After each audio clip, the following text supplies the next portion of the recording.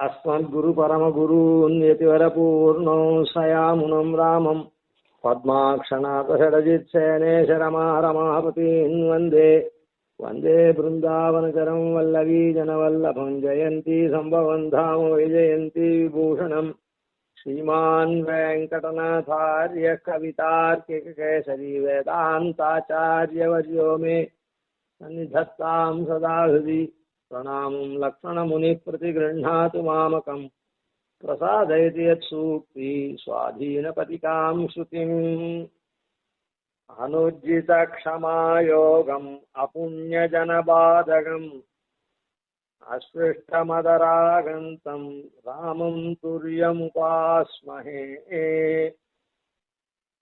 अनुज्जितक्षमायोगम् अपुण्यजनबाधकम् अस्पृष्टमदरागन्तं रामं तुर्यमुपास्महे.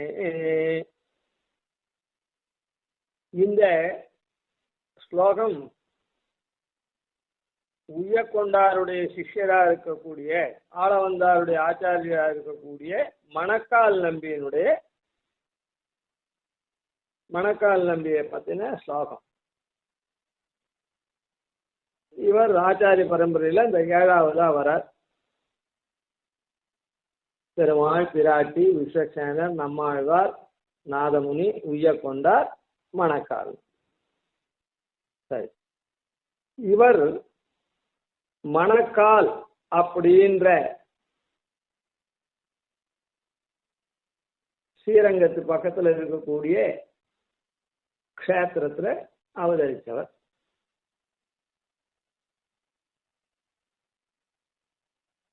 இவருக்கு என்னன்னா அங்க கண்ணனுடைய மறு அவதாரம் போன்றவர் அப்படின்னு உய்யக்கொண்டார சொன்னார் புண்டரீகாட்சர். இவரை சொல்லச்சு இவர் 4வது ராமன். அப்படி 4வது ராமன் 4வது ராமனா இருக்கக்கூடியவரை நான் உபாசிக்கிறேன் அப்படின்னு இங்க சாய்க்கிறேன். இந்த இடத்துல இவருடைய ஒரு விற்த்தாந்தத்தை நாம தெரிஞ்சுக்கணும். அவருடைய விற்த்தாந்தத்துல தேவிகளுக்கு, நாதமுனிகளுடைய ஆச்சாரிய தேவிகளுக்கு துணையா போனார். அந்த ஆச்சாரியனுடைய தேவியின் பிறந்தகத்துல அவ இவருக்கு உபசரிப்ப அப்படி உயர்த்தியா கொண்டாடி ஏத்துண்டார் அப்படின்றது. அதனால நாதமுனிகள் உய்யக்கொண்டார் அப்படின்னு சொன்னார். இவருக்கு என்ன பெருமை அப்படின்னு சொன்னா, இவருக்கும் அதே போல ஆச்சாரிய வம்சத்துல இவர் இது பண்ணியிருக்கார்.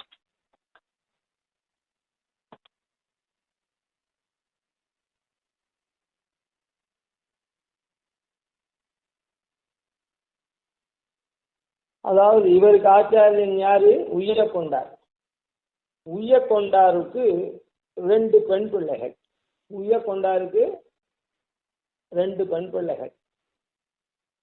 ஒரு சமயத்துல ஊர்ல இருக்கிற பெண்கள்லாம் கூடி காவேரிக்கு போய் அந்த காவேரியில குளிச்சு அதான் நீராட்டம் எல்லாம் பண்ணிட்டு இங்க கட்டு சோறு எடுத்துன்னு போய், அதாவது புளியோதரை, சத்தியானம் அந்த மாதிரி கட்டு சோறுலாம் எடுத்துன்னு போய் அந்த காவேரியில குளிச்சுட்டு சாப்பிட்டுட்டு வரணும். அதாவது மத்தியானத்துல அந்த மாதிரி எடுத்துன்னு போய் அந்த சாயங்காலமா அப்படி குளிச்சு சாப்பிட்டு அஸ்தமனத்துக்கு வீட்டுக்கு வரணும். ஆன மாதிரி எல்லாரும் காவேரிக்கு போனா, உய்யக்கொண்டார் தன் பெண் பிள்ளைகள் 2 பேரும் அதுல போகணும்னு ஆசைப்பட்டதுனால அந்த பெண் பிள்ளைகளை அந்த விழான்னு சொல்றது ஏதோ ஒண்ணு அதுக்கு அனுப்பிட்டார். அது அனுப்பிட்டு பெண் பிள்ளைகள் சின்னவாளானதுனால அவளுக்கு துணையா இந்த ராமமிஸ்ரரை அனுப்பிச்சார். இவருக்கு ராமமிஸ்ரன்ற திருநாமம். மணக்கால் நம்பியில அவதரிச்சவருக்கு ராமமிஸ்ரர் அப்படின்னு திருநாமம். அத மணக்கால் நம்பின்னு பிரசித்தமா அந்த ஊர்ல அவதரிச்சதுனால அப்படி அந்த பேரும் இருக்கு. உய்யக்கொண்டார் நியமனத்தின்படி, ஆச்சாரிய நியமனத்தின்படி மணக்கால் நம்பி அந்த பெண் பிள்ளைகளுக்கு சகாயமா போனார், அதாவது துணையா போனார். துணையா போச்சு. காவிரியில நிறைய பேர் போனதுனால இவர் துணையா போயிருக்கார். இந்த பசங்க சின்ன பசங்க தானே, பெண் பிள்ளைகள் அப்படின்னு சொன்னா பருவம்னா கல்யாணம்லாம் கன்னியா பசங்களா இருக்கு பண்ணுவா, அதுக்கு முன்னே நடந்த சமாச்சாரம். அதனால சின்ன பிள்ளைகளா இருந்ததுனால சாயங்காலம் திரும்பி வரது அவ கொஞ்சம் வழி மாறி வந்துட்டான், வழி மாறி போனான். இவர் பசங்க தானே விளையாட்டா போற, எப்படியா இருந்தாலும் ஆற்றுக்கு போயிடலாம், சுவாமி திருமாளிகைக்கு போயிடலாம். ஆனா அதனால இவர் அந்த பசங்க பின்னாலேயே தொடர்ந்து போனார். இப்படி போ அப்படி போன்னு சொல்லாம. அப்ப வழி மாறி போனா எங்கேயோ போகக்கூடாத இடத்துக்கு போயிட்டா மாதிரி அப்படிலாம் இல்லை. அதில் அந்த வழி மாறி போச்சு. என்ன ஆயிடுச்சு, கொஞ்சம் மாறுதலான வழியில போச்சு. வாய்க்கால் குறுக்கிட்டது. போன வழியே திரும்பி வந்திருந்தாக்கா அந்த வாய்க்கால் இல்லாத இருந்திருக்கும். கொஞ்சம் தள்ளி போனதுனால அங்க ஒரு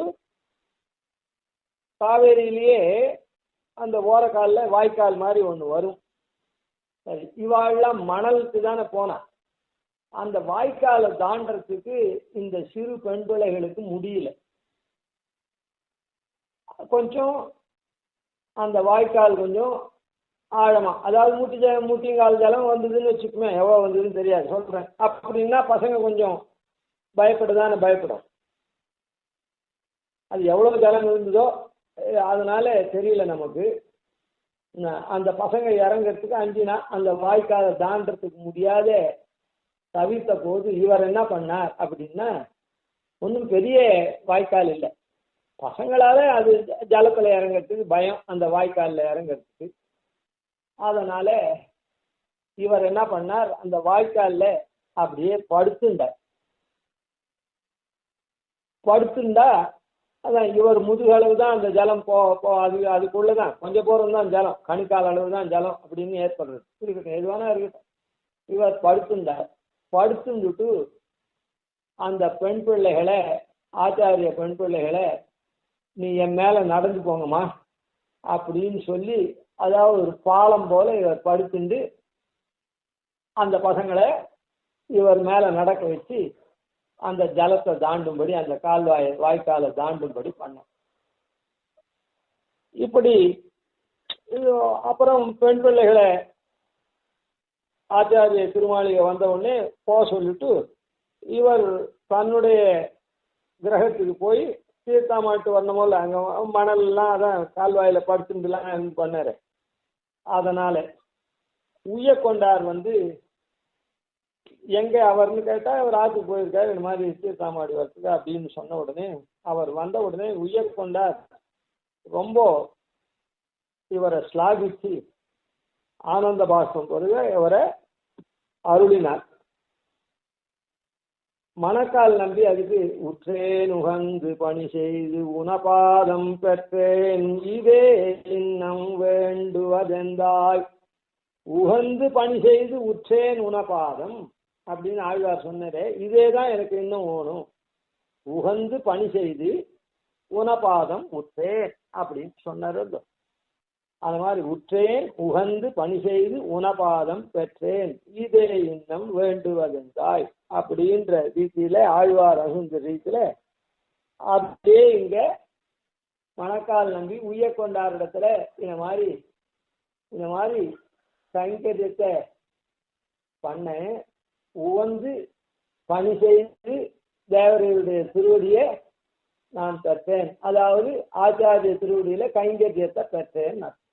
ஆச்சாரியுடைய திருவடியில கைங்கரியத்தை பெறதுன்னா ஆச்சாரியுடைய சம்பந்திகள் விஷயத்திலையும் கைங்கரியம் பண்ணணும். சம்பந்திகள்னா இது சாட்சாத் குமாருக்கு, அவளுக்கு இந்த மாதிரி ஒரு கைங்கரியம் பண்றதுக்கு பாக்கியம் கிடைச்சிது. நான் தேவருடைய திருவடியில கைங்கரியம் பண்ணா திருவடி வாரத்துல இதுதான், இதை போலதான் எனக்கு மேல மேல வேணும். இதே இன்னம் வேண்டுவதெந்தாய் அப்படின்ற ரீதியில விண்ணப்பம் பண்ணார். உய்ய கொண்டார் இவரை உகந்து அருளினார். அப்படிப்பட்ட பிரபாவத்தை உடையவர் மணக்கால். இந்த சரித்திரத்தை ஞாபகம் வச்சுக்கணும். இந்த ஸ்லோகத்தை நாம சேவிக்கிட்டு அர்த்தானுசந்தானம் பண்ணச்சு இந்த சரித்திரத்தை ஞாபகம் வச்சுக்கணும். அனுஜித க்ஷமாயோகம் இவரை என்னன்னு சொன்னார்னா ராமம் துரியம் உபாஸ்மஹே, ராமம் துரியம் உபாஸ்மஹே அப்படின்னு சொன்னார். அதாவது 4வது ராமனை நான் உபாசிக்கிறேன் அப்படின்னு சொன்னார். எத்தனாவது ராமர் இவர்? 4வது ராமன். அப்படி 4வது ராமராக இருக்கக்கூடிய ராமம் துரியம், துரியம் ராமம் உபாசனை, உபாசிக்கிறோம் அப்படின்னு சொன்னார். அப்போ 3 ராமர்கள் யாரு? பரசுராம, ஸ்ரீராம, பலராமன். இந்த 3 பேர் 3 ராமர்கள். இவர் 4வது ராமர். ஏன்னா இவருடைய திருநாமம் ராமன், ராமன் பேர், ராமமிஸ்டர் அப்படின்றதுனால.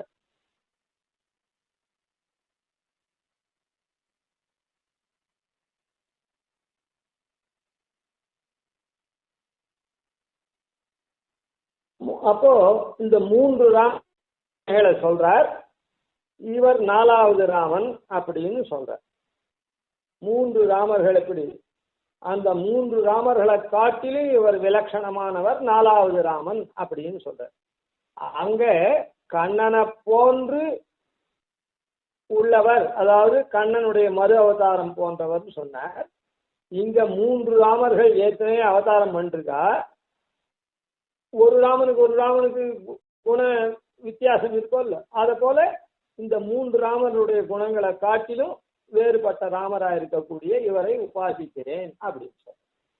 அங்க கண்ணனை போல இருக்கிறவர் கண்ணனுடைய மறு அவதாரம் உபாசிக்கிறேன், சேவிக்கிறேன்னு சொன்னார். இங்க 3 ராமரை காட்டிலும் விலட்சணமா இருக்கக்கூடிய 4வது ராமனை சேவிக்கிறேன்னு சொல்றேன். அப்ப அந்த 3 ராமர்களுடைய தன்மை என்ன? அதை காட்டிலும் இவர் விலட்சணமா எப்படி இருக்கார் அப்படின்னு. அங்க கண்ணனுக்கும் ஆச்சாரியனுக்கும் ஒப்புமை. அதனால அவர் அந்த கண்ணனை போன்ற ஆச்சாரியன், கண்ணனுடைய மறு அவதாரம் போன்ற ஆச்சாரியன் சொன்னார். இங்க 3 ராமர்களுக்கு எப்படி குணாதிசயங்கள் மாறுறதோ அது போல இவருக்கும் அவளை காட்டிலும் குணாதிசயம் மாறுறதுனால இவர் 4வது ராமன் சேவிக்கிறேன்னு சொன்னார். அதுக்கு இதுக்கும் வாசி தெரிஞ்சுக்க. அனுஜித க்ஷமாயோகம். அனுஜித க்ஷமாயோகம் அப்படின்னு சொன்னா, க்ஷமாயோகம் அப்படின்னு சொன்னா க்ஷமான்னா பொறுமை, பூமி அப்படின்னு அர்த்தம். உஜ்ஜித்தன்னா விட்டுறதுன்னு அர்த்தம், விடுறதுன்னு அர்த்தம். அனுஜித்தன்னா விடாதவர் அப்படின்னு அர்த்தம். அனுஜித க்ஷமாயோகம் விடப்படாது இருக்கக்கூடிய பொறுமையினுடைய சம்பந்தத்தை உடையவர். க்ஷமாயோகம்னா, யோகம்னா சம்பந்தம், அதனால க்ஷமாயோகம்னா பொறுமையினுடைய சம்பந்தத்தை விடாதவர் அப்படின்னா எப்பவும் பொறுமையா இருப்பவர் அப்படின்னு அர்த்தம். அபுண்ணிய ஜனபாதகம். அபுண்ணிய ஜனம், அபுண்ணியம் அதான் புண்ணிய ஜனம் அப்படின்னு சொல்றது யாருக்கு பேருன்னா இவாளுக்கு பேர். யாருக்கு பேரு? அரக்கர்கள், ராட்சசாளுக்கு புண்ணிய ஜனம்னு பேர். புண்ணிய ஜனம்னா சாதாரணமா புண்ணியம் பண்ண ஜனம் புண்ணிய ஜனம்னு நாம சொல்லுவோம், அது சரி. ஆனா ராட்சசாளுக்கு ரூடியா ஒரு பேர். கள்ளி செடி, மகாவிருஷம்னு என்ன அர்த்தம்? பெரிய மரம் அப்படின்னு அர்த்தம். அது பழத்தால பெரிய மரமோ இல்ல உடலால பெரிய மரமோ, ஜால மரம் ரொம்ப பெரிய மரம் அந்த மாதிரி, இல்லை பழங்கள்லாம் கொடுக்கறதுனால பெரிய மரம் அப்படி. அந்த மாதிரி மகாவிருஷம்ன்றது பெரிய மரத்தை பெரிய மரம் அப்படி இல்லை. கள்ளி செடிக்கு மகாவிருஷம்னு பேர் ரூடியா. அது போல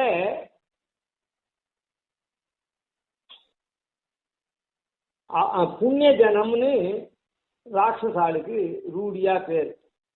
அபுண்ணியஜன பாதகம், அதாவது புண்ணியஜன அபாதகம். ராட்சசர்களுக்கு அவர் சக்கரவர்த்தி திருமகன் என்ன பண்ணார், சதுர்தச ராட்சசர்கள் எல்லாம் கொண்டு குவித்து கடைசியில ராட்சசேஸ்வரனா இருக்கிற ராவணவதம் வரையில் பண்ணியிருக்காரு அவர். அதனால புண்ணிய ஜனமான ராட்சசாலிக்கு அவர் என்ன பண்ணிருக்கார், பாதகம் பண்ணியிருக்கார். இவர் அபுண்ணிய ஜனபாதம், புண்ணிய ஜனபாதகம் அபுண்ணிய ஜனபாதம், புண்ணிய ஜனங்களுக்கு அந்த ராட்சசர்களுக்கெல்லாம் இவர் இது பண்ணாதவர், தீங்கிழைக்காதவர் அப்படின்னு அர்த்தம். ராட்சசாலி இவர் ஒன்றும் அழிக்கல, என்ன அப்புண்ணிய என்ன வருத்தம் இல்லைன்னா புண்ணிய ஜனங்களா இருக்கக்கூடிய நல்லோர்கள் இருக்காரு, நல்லோர்களுக்கு இவர் பாதகம் விளைவிக்காதவர் அப்படின்னு அர்த்தம். சரி, அஸ்பிருஷ்ட மதராகந்தம். மதராகம் அப்படின்னா மதம் என்ன, ஆசை என்ன, காம குரோத மத மோத அப்படின்லாம் சொல்றோமே, அந்த மாதிரி மதம் ராகம் ஆசை இதெல்லாம் அற்றவர். அஸ்பிருஷ்டம், ஸ்பிருஷ்டம்னா சம்பந்திக்கிறது, அஸ்பிருஷ்டம்னா சம்பந்திக்காது இருக்குது, அதில் சம்பந்தமே கொள்ளாதவர். மதமோ ராகமோ ஆசையோ இதெல்லாம் இல்லாதவர்.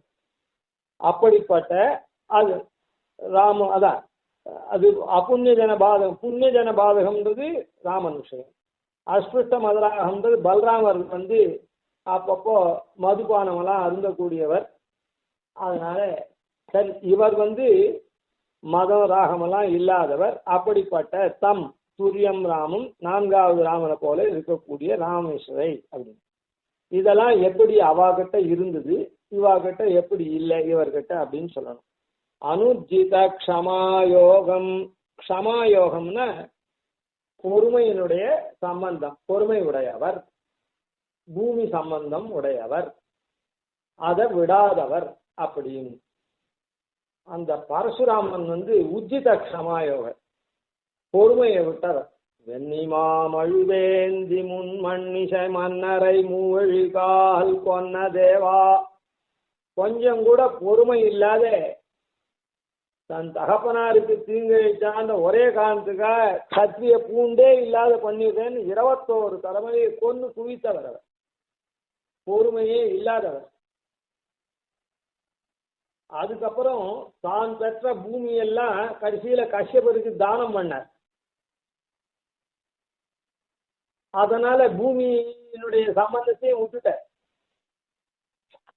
இவர் எல்லாத்தையும் தன் வசம் ஆக்கினார பூமியை, அதெல்லாம் என்ன பண்ணார், கடைசியில தானம் பண்ணிட்டார். அதனால பூமியையும் விட்டுட்டார். அதாவது பொறுமை க்ஷமான்றதுக்கே பூமின்னு பேரு.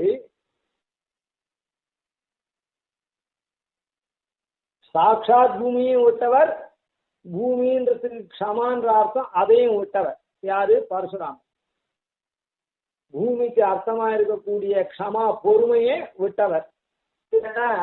அந்த ராஜாவனுடைய ராஜகுலத்தில் இருக்கிற தேசத்தினால 21 தலைமுறையை கொண்டு குவிச்சவர், க்ஷத்ரிய பூண்டே இல்லாத பண்ணவர்.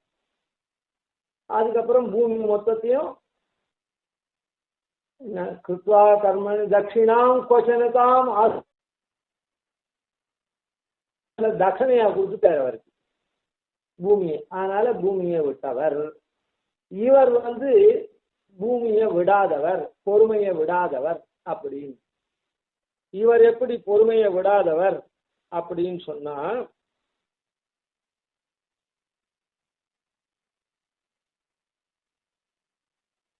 பொறுமையை எப்படி விடாத இருந்தார் அப்படின்னு சொன்னா,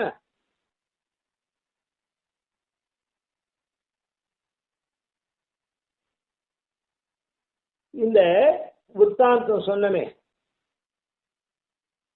இந்த பசங்கள் உய்யக்கொண்டாருடைய குமார்த்திகள் 2 பேரும் வழி விலகி போய் இந்த மாதிரி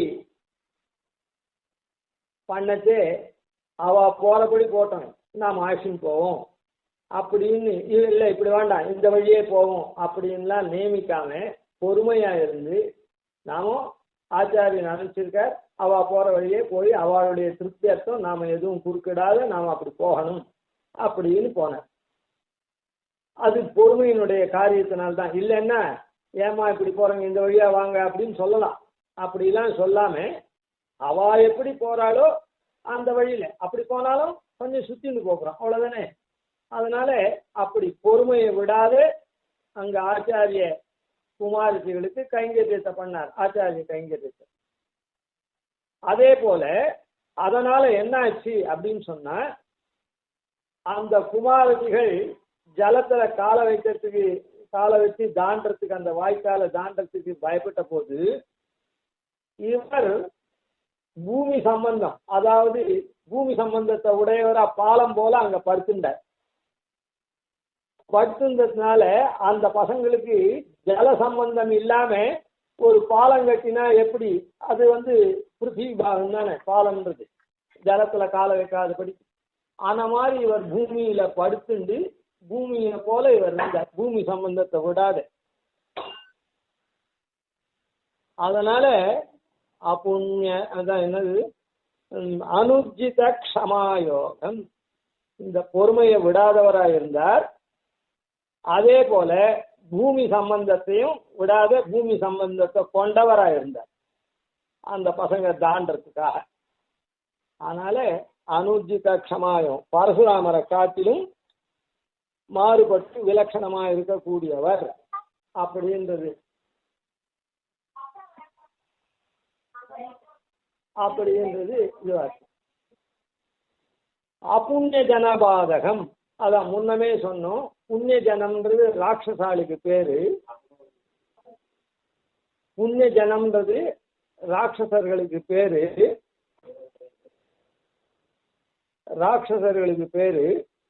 அந்த ராட்சசர்களுக்கு தீங்கு இழைத்தவன், ராட்சசர்கள் எல்லாம் கொண்டு கொடுத்தவன், சதுர்தச 14,000 ராட்சசர்கள். அப்புறம் அங்க லங்கையில எல்லாரையும் வதம் பண்ணி லங்கேஸ்வரன் எல்லாம் வதம் பண்ண அந்த ராமன். ஆனா இவர் எப்படி அப்படின்னு சொன்னா, புண்ணிய ஜனமான சாதுக்கள் இருக்காளே அவளுக்கு பாதகத்தை விளைவிக்காதவர்.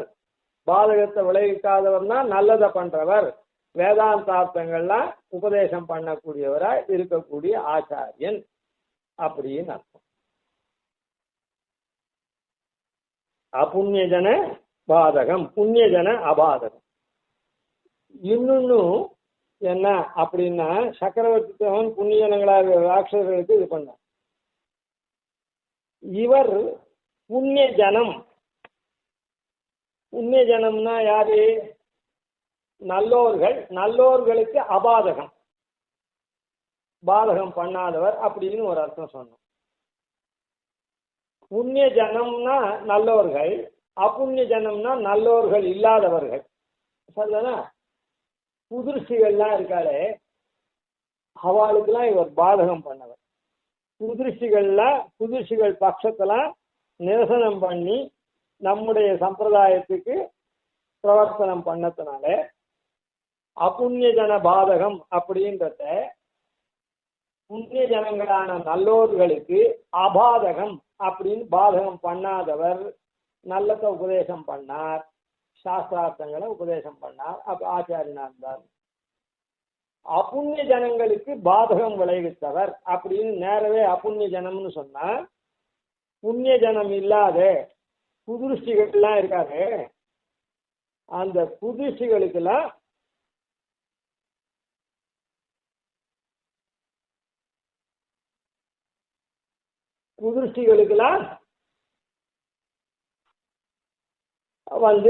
இவர் அந்த மதத்தெல்லாம் நிரசனம் பண்ணி நம்முடைய சித்தாந்தத்தை ஸ்தாபனம் பண்ணதுனால அவளுக்கு பாதகம் விளைவித்தவர் அப்படின்னு. இப்போ முதல் ராமன் பரசுராமனை காட்டிலும் இவர் வேறுபட்டவர்னு சொல்லியாச்சு. சரி, பரசுராமன் எப்படிப்பட்டவர்? க்ஷமாயோகம் இல்லாதவர். சரி, அப்படிப்பட்டவர் ரெண்டாவது ராமனோட சொல்லலாமா அப்படின்னா, ஏன் ரெண்டாவது ராமன்? அதாவது ராமனை சொல்லத்தே க்ஷமயா பிருத்திவி சமஹா அப்படின்னு, ராமன் பிருத்திவிக்கு சமமான பொறுமையே உடையவர் அப்படின்னு சொல்றது. பிருத்திவி என்ன பண்றது, பூமி தன்னை யார் தனக்கு தொந்தரவு பண்றாளோ அவளை பொறுத்துக்கிறது. தன்னை வெட்டி அதெல்லாம் ஆழம் தோண்டினா கூட அவளுக்கு பொறுத்துண்டு ஜலத்தை தருது. இந்த மாதிரி தன்னிடத்துல அசுத்தாதிகளை பண்ணா கூட அவளெல்லாம் இன்னும் இது அந்த மாதிரி பொறுமையா இருக்கக்கூடியது பிருத்திவி. ராமன் எப்படிப்பட்டவர், க்ஷமையா பிருத்திவி சமகான்னு சொல்லப்பட்ட அந்த ராமனோட இவரை ஒப்பிடலாம்னா ஒப்பிட முடியாது. அந்த ராமன் தான் க்ஷமையை விட்டவர். இந்த ராமன் க்ஷமையோட கூடினவரா இருந்தா கூட இவரோட ஒப்பிட முடியாது. காரணம் என்னன்னா அபுண்ணிய ஜன பாதகம். அவர் புண்ணிய ஜனத்துக்கெல்லாம் பாதகம் பண்ணவர், இவர் அபுண்ணிய ஜன பாதகமா இருக்கவர் அப்படின்னு இந்த ராமனோட ஒப்பிட்டு இந்த ராமனோட இது பண்ண முடியாது அப்படின்னு. சரி, புண்ணிய க்ஷேத்திராடனமெல்லாம் பண்ணாரு, அவரை தீர்த்த யாத்திரையெல்லாம் பண்ணி புண்ணிய க்ஷேத்திர சேவையெல்லாம் பண்ண பலராமனா சொல்லலாமா மூணாவது ராமனான்னா? இல்லை இல்லை, அந்த ராமன் அவன் சொல்ல முடியாது. இந்த ராமன் தான் புண்ணிய ஜனத்துக்கு பாதகம் பண்ணவர், அதனால அவரோட ஒப்பிட முடியாது. சரி, தீர்த்த யாத்திரெல்லாம் பண்ணி புண்ணிய சேவையெல்லாம் பண்ணிட்டு இருக்காரு, புண்ணிய க்ஷேத்திர சேவையெல்லாம் அப்படின்னா அவரோட ஒப்பிடலாமா இவருன்னா அவரோட ஒப்பிட முடியாது. காரணம் என்னன்னா அவர் மதராகம் பிடித்தவர். அதாவது அந்த பலராமர் அந்த இது உபயோகப்படுத்துறவர், கல் குடிக்கிறவர். அதனால அந்த மதம் ஏறி அதனால கண்ணும் சிகப்பா இருக்கக்கூடியவர், மதர் நேத்திரமும் சிகப்பா இருக்குது. அவர் இவர் அப்படி இல்லாத இருக்கக்கூடியவர். அது மாத்திரம் இல்லை, என்ன மதராகம் இவருக்கு இந்த மாதிரியான தீய செயல்லாம் இல்லாத அந்த மதம் மதம் ஆச்சரியாது எல்லாம் இருக்குது, அதெல்லாம் அற்றவர். ஆசையும் இல்லை மதமும் இல்லை, அப்படிப்பட்ட தூயவர் இவர். அதனால பலராமனோடையும் இவரை ஒப்பிட முடியாது. அஸ்பஷ்ட மதராகம். அதனால இந்த மூன்று ராமரை காட்டிலும் ராமம் துரியம் தம் ராமம், அதாவது நாலாவது ராமனா இருக்கக்கூடிய இந்த மணக்கால் நம்பிய ராமமிஸ்ரரை, ராமமிஸ்ரர், மிஸ்ர சப்தத்துக்கு என்ன அர்த்தம் அப்படின்னா கொண்டாட தகுந்தவர், அப்புறம் உயர்ந்தவர் அப்படின்னு அர்த்தம். அதான் இந்த மூன்று பேரை காட்டிலும் உயர்ந்தவரா இருந்து கொண்டாட தகுந்தவரா இருக்கிறதுனால்தான் இவருக்கு ராமமிஸ்ரர் அப்படின்ற திருநாமம். மணக்கால் நம்பி அப்படின்னு அந்த மணக்கால்ல அவதரித்தவரான நம்பின்னா பூர்ணர்னு அர்த்தம், பூர்ணமான குணத்தை உடையவர். மணக்கால் அப்படின்றது அந்த ஊர் பேரா இருந்தாலும் இந்த மணக்கால்ன்றது மனம் தொடரக்கூடியவர் அப்படின்னு அர்த்தம். மணக்கால்ன்றது ஊரு, அதுல பிறந்த பூர்ணர்னு அர்த்தம், பூர்ணமான குணத்தை உடையவர் பூர்ணர். ஆனா மணக்கால் அப்படின்னா கால்னா அந்த வரிசைன்னு அர்த்தம். அந்த மனமாகப்பட்டது என்ன மனம்? ஆச்சாரியனிடத்துல கைங்கரியாதிகள் பண்ணக்கூடிய அந்த மனம் தொடர்ந்துட்டே வருது. உய்ய கொண்டாருக்கு எப்படி இருந்ததோ அதை போல அப்படியே அந்த மனம் இவருக்கும் தொடர்ந்து வருது. மணக்கால் நம்பி, அதனால இவர் பூர்ணமா இருக்கார். பூர்ணரா இருக்காருன்னா என்ன அர்த்தம்? நம்பின்னா பூர்ணர்னு அர்த்தம். பூர்ணர்னா அதாவது குணநலன்கள்லாம் பூர்த்தி உடையவர் அப்படின்னு. அப்படிப்பட்ட ராமம் துரியம் துரியம் ராமம் உபாஸ்மகே. அதனால இந்த இடத்துல பகுவச்சனத்துல சொல்லிருக்க உபாஸ்மகே அப்படின்னு. அது எதனால என்ன, அவருடைய இப்படிப்பட்ட ராமரை நாம வணங்குறதுனால நாமும் அதுக்கு உண்டான ஒருத்தரை போய் நாம அணுகிறோம் அவளோட இது பண்றோம்னு சொன்னா அதுக்கு ஓரளவுக்கு தகுந்தவனா இருக்கணும். அதனால அந்த தகுதியை பெற்றதுனால அந்த பூஜ்ய வாச்சகமான உபாஸ்மகே அந்த தகுதியை பெற்ற தன்மையை இது காண்பித்தது. ஆனா ராமம் துரியம் உபாஸ்மகே அப்படின்னு சொன்னார். இதனால மணக்கால் நம்பினுடைய விற்த்தாந்தத்தை 3 ராமரை காட்டிலும் வேறுபட்டவர், விலட்சணமானவர் அப்படின்னு அனுசந்தித்து அப்படிப்பட்ட ராமனை சேவிக்கிறான் அப்படின்னு சொன்னார். அனுஜித க்ஷமாயோகம் அபுண்ணிய ஜனபாதகம் அஸ்பிருஷ்ட மதராகந்தம் ராமம் துரியம் உபாஸ்மஹே. இந்த இடத்துல மதிராகந்தம் மத ராகம் தம் அப்படின்னு, மத ராகம் தம் அப்படின்னு, மதம் ராகம் எல்லாம் இல்லாதவர், காமக்ரோத மதமாச்சரிய லோபமோக மதமாச்சரியம், காமக்ரோத மோகலோப மதமாச்சரியங்கள்லாம் அற்றவர்னு அர்த்தம். அஸ்பிருஷ்ட மத ராகம் அப்படின்றதுனால இத தம்முன்னு இருக்குது, அப்படிப்பட்டவரைன்னு. இது பாடபேதம் கொஞ்சம் சில பேர் மாறி அனுசரிக்கிறார். அஸ்பிருஷ்ட மதிரா கந்தம் அப்படின்னு, மதிரான்னா கல்லுக்கு பேரு, மதிராவுடைய கந்தம் இல்லாதவர். அதாவது இந்த பலராமனை போல இதெல்லாம் உபயோகப்படுத்தாத சுத்தமா இருக்கக்கூடியவர் அப்படின்றது சொல்றது. அப்படின்னு சொல்றது. அனுஜித க்ஷமாயோகம் அபுண்ணியஜன பாதகம் அஸ்பிருஷ்டமதராகந்தம் ராமம் துரியம் உபாஸ்மஹே. கவிதார்க்கிக சிம்ஹாய கல்யாண குணசாலினே ஸ்ரீமதே வெங்கடேஷாய வேதாந்த குரவே நமः. ஆதிவன்ஷடகோபாதீனிதிவத்யான் பஜே நிசம் ஸ்ரீரங்கபூர்வஷடஜித்யதீசானபதாश्रयम् ஸ்ரீவத்சோம்சதிலகம் வந்தே ஸ்ரீகிருஷ்ணதேசிகம்.